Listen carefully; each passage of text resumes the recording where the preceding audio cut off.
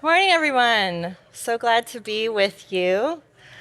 Thank you for coming to learn about our favorite heresies today. I wanted to give you a little bit of an overview of what we're going to talk about. You can find this online as well.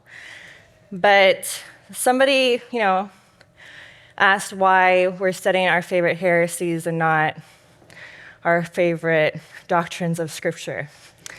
Why are we doing the flip side?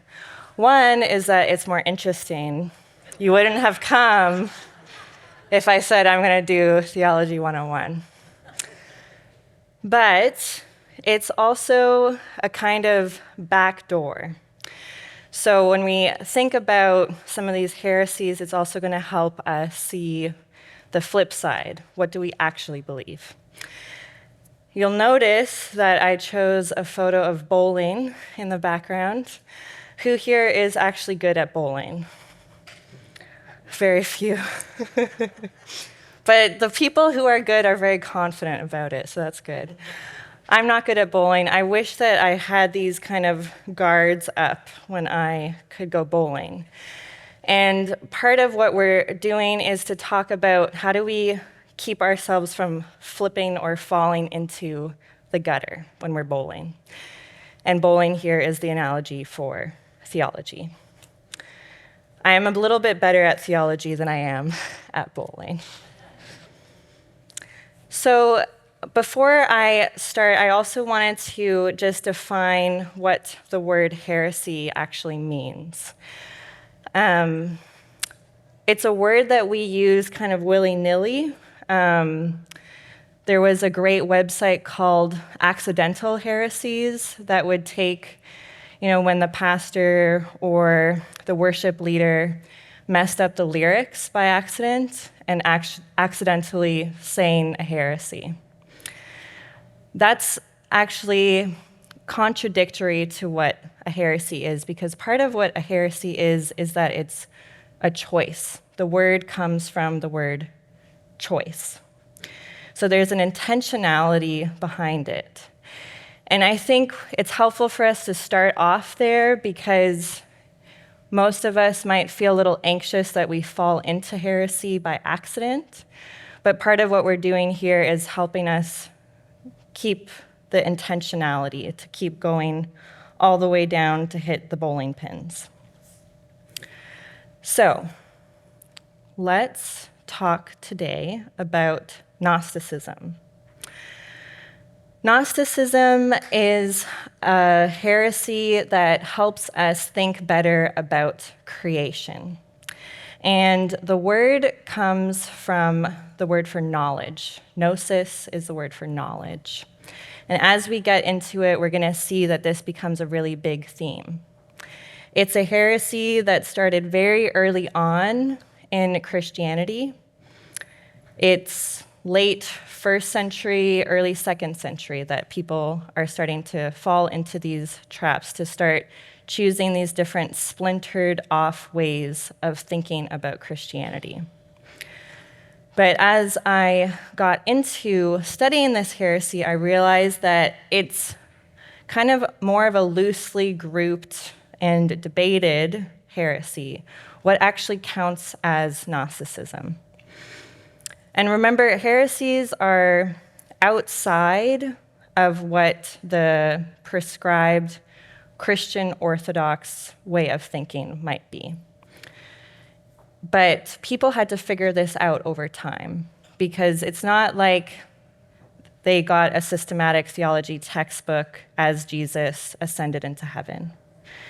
So they're figuring this out in real life, and part of what the heresies of history do is they help people see what do we actually believe. So when we look at this heresy, we see that it actually addresses a lot of basic questions. It asks questions like, where are we? What is creation? What are we? What is this material body that we have? Who are we, and who is God? So you'll see that as we get into these details, we're going to be actually answering a lot of really big questions. So even though it's loosely grouped and debated, there are some defining features of Gnosticism that everybody can kind of see and agree on. The first is this hierarchical dualism, which is hard to say. And when we break this down, what it means is in Gnosticism, they see a sharp dualism between the created world and the spiritual world. And the created world is seen as lesser than. The spiritual world is better. And there's this sharp distinction, and it comes out of believing that in some cases, there are beliefs that there was actually an inferior creator of the world. So there are these two different gods, and the lesser than God is the one that made the world and made us. So not very flattering for us. There's a more transcendent God who's up there in the sky, and then the lesser God made us. And there are different myths around this. Sometimes it's a demigod that rebelled and went off in the corner and created us. But either way, there's this sharp distinction. The second piece that comes up with Gnosticism is special knowledge. So remember that word gnosis, knowledge. So that's where this is coming out of. So Gnosticism thinks there are people that understand how things really work, people that really know this sharp dualism that we talked about. And there's actually a special class or race of humans that descended from the transcendent realm, and they're destined to achieve salvation and return to the transcendent realm. So salvation is achieved by them understanding this, by that revelation of seeing their own divine identity. So there's this hidden knowledge that saves, but it doesn't save everybody. So when you're thinking about these two things, it might feel like those are really specific to a heresy that feels very abstract from your life and my life. But as we get into this, I think we're going to see that this trickles down even to today. So if we believe in Gnosticism, what is at stake? The first thing is the theology around creation. What happens when you see the material world as lesser than? So in the history of this heresy, people have taken two different routes.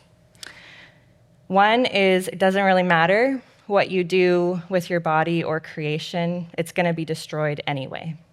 So you can live however you want. Or another stream of thought has been you should try not to use your body as much as possible.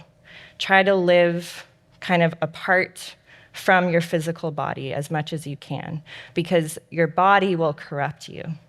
So this is all part of the heresy. This is not me teaching you what to believe about your body, just in case you kind of drifted off and came back. Important. The other thing that comes up that's at stake is salvation. So the question, what happens if you think that you're saved by special knowledge and that only some people get to be saved by that? It actually then becomes up to you. It's not up to God. Salvation is something that you make happen and not God. And then another huge piece that comes up is what happens with a Gnostic understanding of God? What happens if you think that somehow God is split and the lesser than version made creation? God's identity as creator and God's identity as three in one, that's at stake. And if you've been to church already, you have heard some great sermons. I got to hear both of them. We had a great one in Awesome by our seminarian explaining the Trinity, so you can ask her how to break that down. And in the church, we also had a great one by my husband on the 3-in-1. This is so core to what it means to be a Christian, but it is at stake when we choose to go down this Gnostic path. So, looking at these pieces, where might you see elements of Gnosticism today? One is in The Matrix. If you've ever seen that movie, part of the plot is that some people know the truth and other people don't. And you can choose to take the red pill and figure out actually how bad things are, how awful the created world really is. I remember watching this movie at a young age, and the main thing that stuck with me was how terrible food was. And that says something about me and what I care about.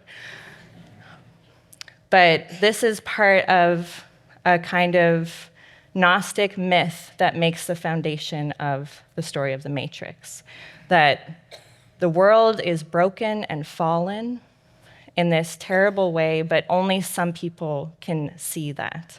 And you can choose to enter into that reality, that real narrative. So there are only a select few who know the truth.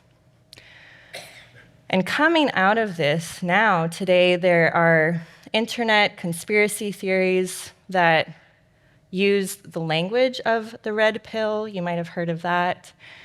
Other types of theories, and we see this continuing theme of if you actually knew the truth, there's only some of us that know it, and that truth will save you. But only a few of us can handle it. Again, this is not, I don't think, the point of the Matrix films. They're not trying to get everybody to believe in Gnosticism. It's just the myth that they're using to create that narrative. Another element that we see, how many of you have seen the movie or seen the book or went to Costco in their time and saw, as I did, just tons of the secret books for sale? So The Secret, if you know about it, it's basically just how to harness the power of positive thinking to achieve what you want. But we see this kind of Gnostic tendency again, even just in the title, The Secret. Not everybody gets to know this. And I remember as a kid seeing this book at Costco, and it was always wrapped in plastic, so I couldn't page through it. And there was nothing on the back to tell me really what the book was about. And I wanted so desperately to know, what is the secret? How is this going to save me? How is this going to fix my life?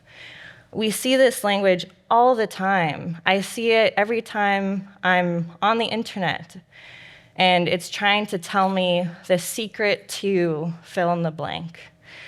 Sometimes they're very creative in their ads, and sometimes less so, but there's this desire to help us figure out in different realms, how are we going to succeed? How are we going to transcend our limits? How can I unlock my true potential? So when we think about all of this, how does Gnosticism help clarify our Christian theology? So going back to that image of the bowling gutter guards, how does Gnosticism pushing back against that, how does that help keep us in line? One is that we have this creator God who creates out of goodness, not out of chaos, not out of rebellion. He creates the world and he names it good over and over again. We have a God who brings order out of chaos. And then we think of how we think of the fall. How do we think about sin? It's this rupture. So it's not that the division between the created world and the spiritual world doesn't exist, But with sin, that division has become fraught in a different way. We also think about how God is made flesh. So creation is doubly blessed. Creation is good because God made it, the good God, not the lesser than God. Creation is good because God became human. And then finally, salvation comes through God alone and not through us. This is part of what we believe as Christians. And so as people fought against Gnosticism in the history of the church, it helped them clarify their own theology. What is at stake if we get this wrong? Where do we want to land? How do we go down the middle of the bowling alley? But as we're talking about this, you might think, but I feel like there are these divisions. I can think of a bunch of them. I see them in Scripture. So when we're thinking about creation, salvation, God's identity, how does that all work with some of these dualisms that we see?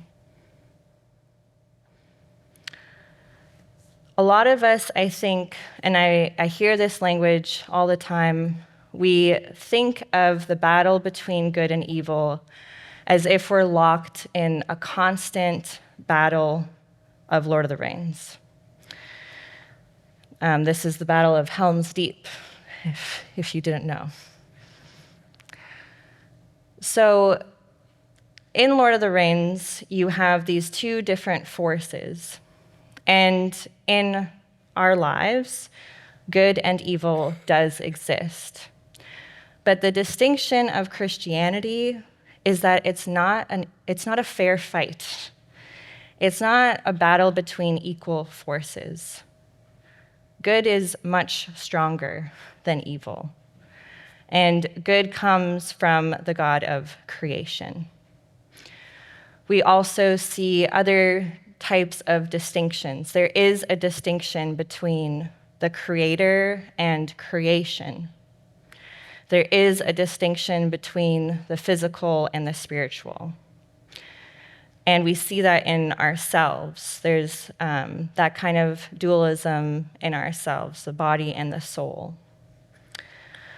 But the distinction of Christianity, and I think this is kind of the point where it can help us think of that bowling alley.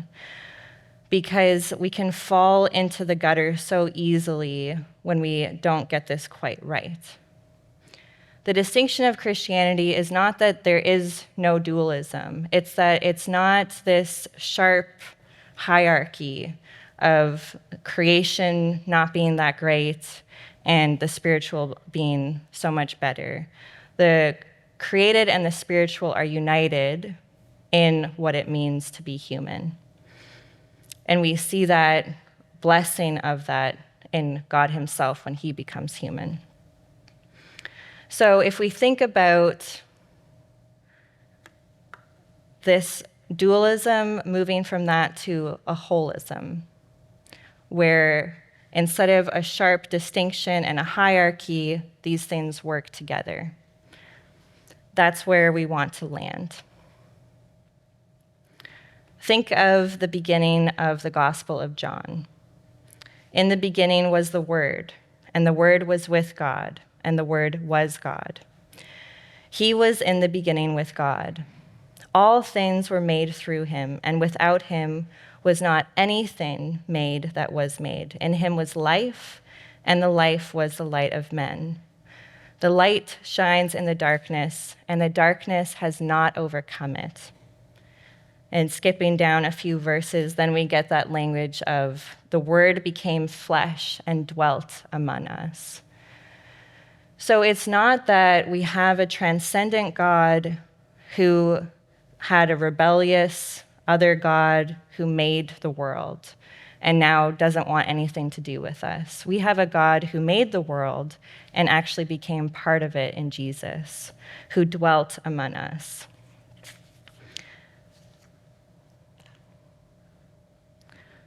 So, what are the practical implications for us when we can see creation as a good? These are some sketches from Leonardo da Vinci as he studied anatomy. How do we relate to our bodies when we see creation as a good? What does this mean for what we talk about in hospitals or at funerals? How does this relate to how we think about resurrection, about burial? We often hear the language, the body is just a shell.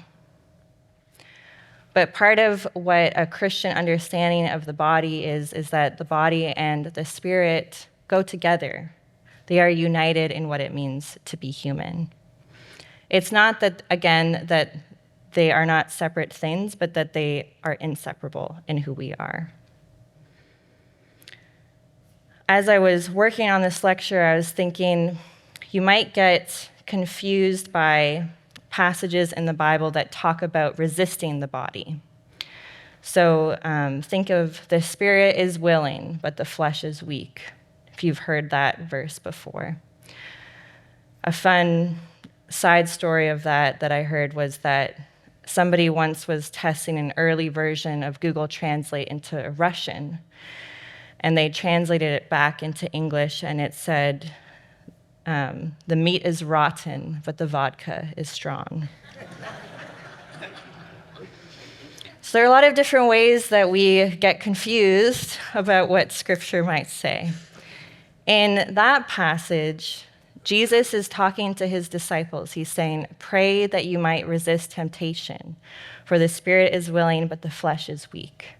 Where is that story coming from? Jesus is asking them to pray to wait up with him the night before he dies. And he knows that they're going to want to fall asleep, and they do. But he's inviting them to pray that they might resist that temptation to fall asleep. Sometimes people hear passages like that and they think, oh, this means the body is the source of evil and brokenness, and my spiritual self, that is pure, or my mind, or my soul, fill in the blank with what other abstract word you want to use. But when you think of your life, I don't think that it's just my body that causes me to stumble. Often it's my mind as well. And the more that we've studied the science around these things, we know how united the mind and the body are. So how does this help us think about temptation? It helps us see that temptation is, again, holistic, that the fall impacts all of us. It's not something that only impacts our bodies. Okay. The other thing that I wanted us to think about is the goodness of creation. And it's very tempting when talking about this to just give you a sunset slide. But I recently read a book that taught me a lot about beetles, unexpectedly. Did you know there are 400,000 described species of beetles? But the estimates suggest that the number is actually much higher. So 400,000 means we know about those species. Scientists think there's probably more, it's probably closer to between 1 and 2 million. And that is just beetles. Creation is this amazing marvel. And often we fall into the trap, I think, of only seeing the things that are wrong with it, only seeing the effects of the fall. It's not, again, that Gnosticism comes out of nowhere. It's a heresy that has its roots in pieces of Christian theology. So this is why it's one of the earliest ones, because there are pieces of it that do kind of make sense. So if we go back to thinking about these defining features, the dualism, we see that dualism. There is a distinction between the body and the spirit. Even the weird myth of some people are part of this transcendent realm and they're going to get this special knowledge. You might think of maybe Christians that before you became a Christian sounded like that. Oh, like join our weird cult and then you'll figure out the truth and it will set you free. When we think about heresies, they don't come out of nowhere. But what I'm hoping you'll see as we go through this series is that the effects and the fallout of getting these things wrong actually impact our lives. So going back to the Beatles, not the band, look at the distinction in just this one little slide of however many Beatles are on there. The creator God who took the time to make all of these different types of Beatles, that's not a lesser than God. That's a God who is intimately involved with his creation and who rejoices over it. I was not going to talk about sunsets, but now I've decided that I will. Often the sunset is one of those go-to examples of the beauty of creation. And a really powerful image for me has come from a book that talked about a moment in a concentration camp where one prisoner took one of the other ones. They snuck out from their bunks at dusk, which is a great risk.